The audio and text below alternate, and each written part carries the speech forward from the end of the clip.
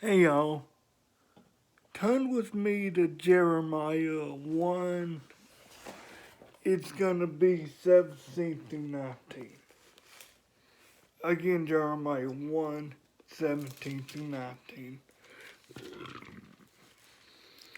A few weeks ago, I talked about your path and how it's to define you. And you could think of this as kind of a part two if you want, but you don't need to watch that video in order to understand this one. We pick up in Jeremiah 1:17. God had just given Jeremiah a monumental task to speak to the people. I mean, he says he is useful a few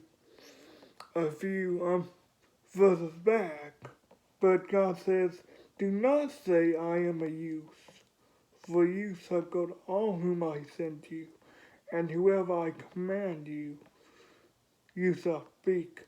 Do not be afraid of their faces, for I am with you to deliver you, says the Lord."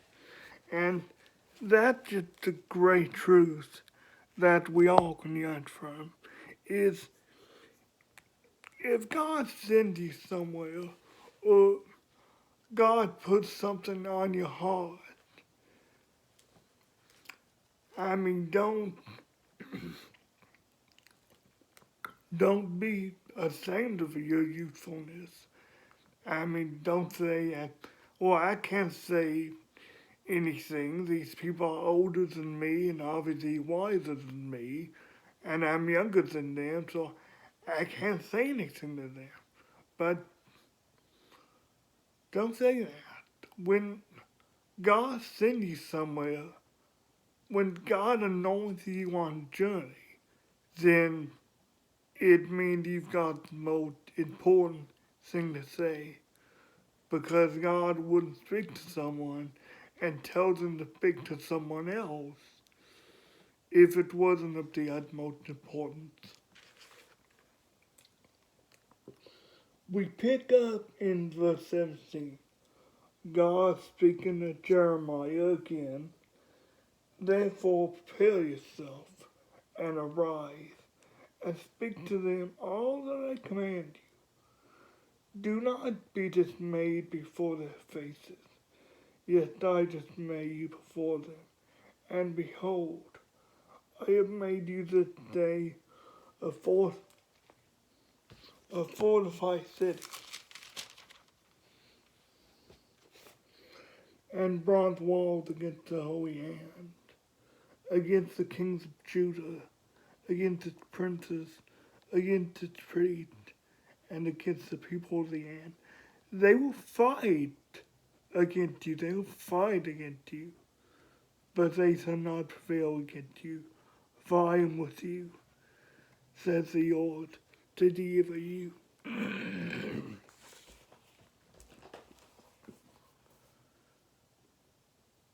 I want to talk about something very, something very vital that these verses bring up.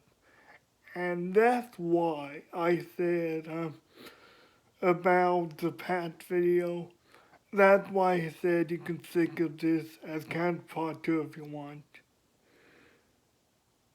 Just as the past doesn't define you and you can rise above your past,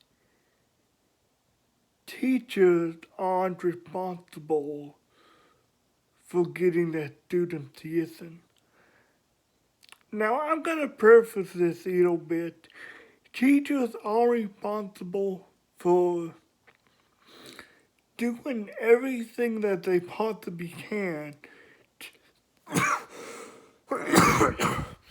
to get that student to listen, but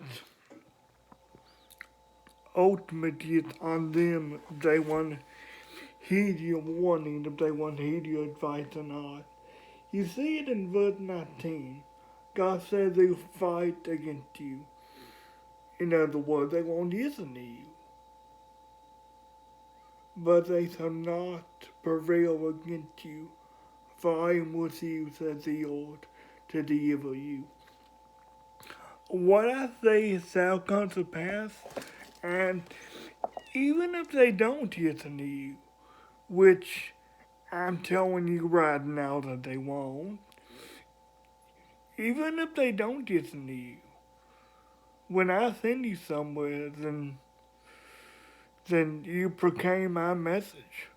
I mean, even if it seems fruitless, even if it seems pointless, you do the job which I've commanded you, which is to teach these people, it's to prophesy to these people. It's up to them if they ultimately want to do anything with that information or not. If they ultimately want to listen to you or not. Now, this is from the Old Testament, but this has a lot. This has a lot to say about about our salvation conversation with people. Guys, God sends you out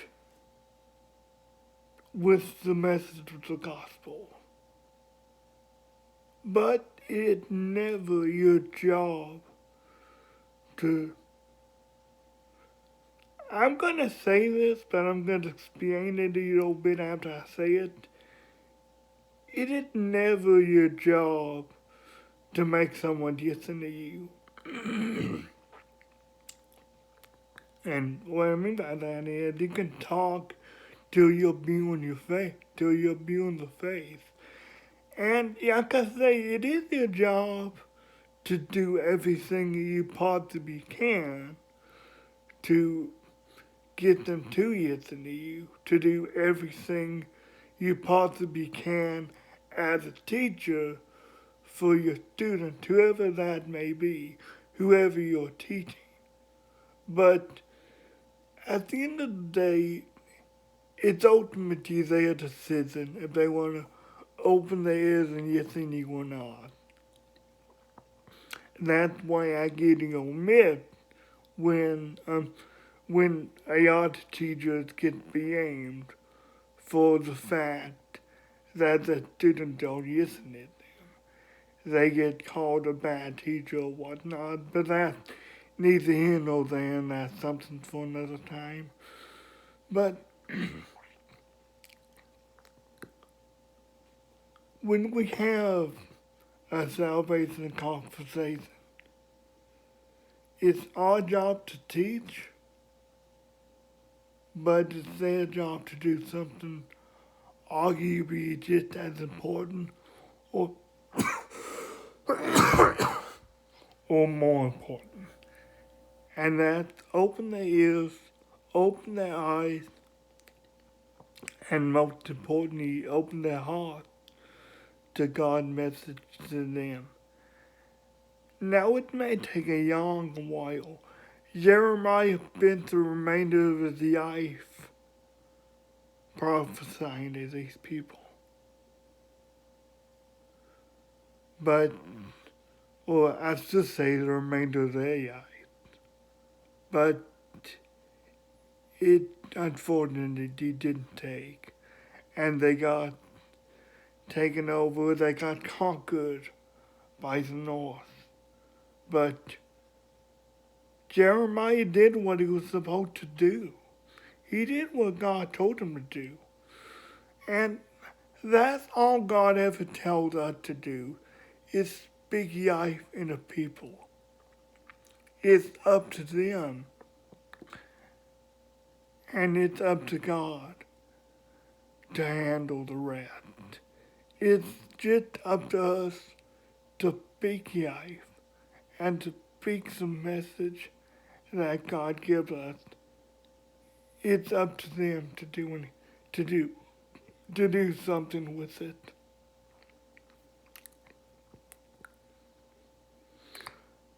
Guys, you're not a failure if someone doesn't listen to you,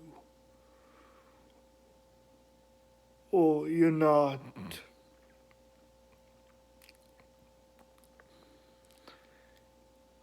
not wasted your time either if someone doesn't listen to you.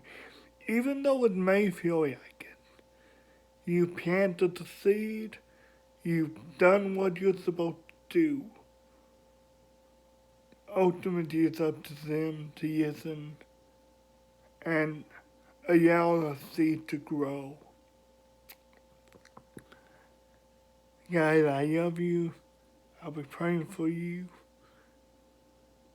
Stay safe, stay smart, and I'll see you next week.